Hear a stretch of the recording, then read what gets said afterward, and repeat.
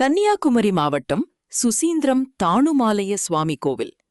குமரி மாவட்டத்தில் சிவன், பிரம்மா, விஷ்ணு வீற்றிருக்கும் சிவாலயங்களில் பிரசித்தி பெற்ற சிவாலயங்களில் ஒன்று.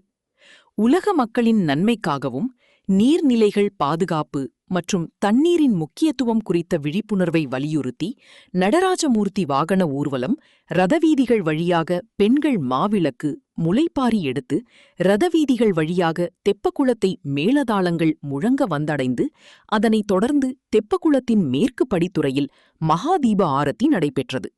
இதில் முதலில் பல நதிகளிலிருந்து கொண்டு வந்த தீர்த்தத்தை நம்பூதரிகள் தெப்பக்குளத்தில் தெளித்தனர்.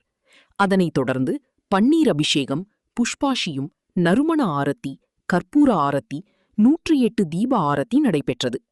நிகழ்ச்சியில் ஆதீனங்கள், மடாதிபதிகள், சந்நியாசிகள், சிவனடியார்கள் மற்றும் கன்னியாகுமரி சட்டமன்ற உறுப்பினர் என் தளவாய் சுந்தரம், தமிழக வெற்றிக்கழக மாவட்ட செயலாளர் SR மாதவன் உட்பட முக்கிய அரசியல் பிரமுகர்கள் கலந்து கொண்டனர்.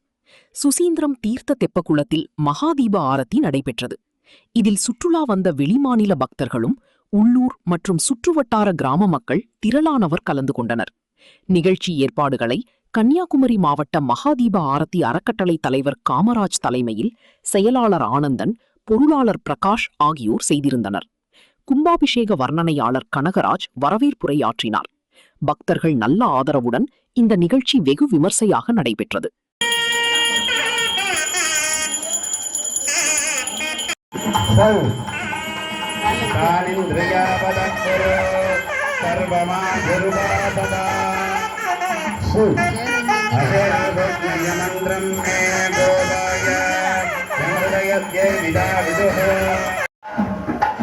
அடுத்ததாக அவிராதஞ்சோதன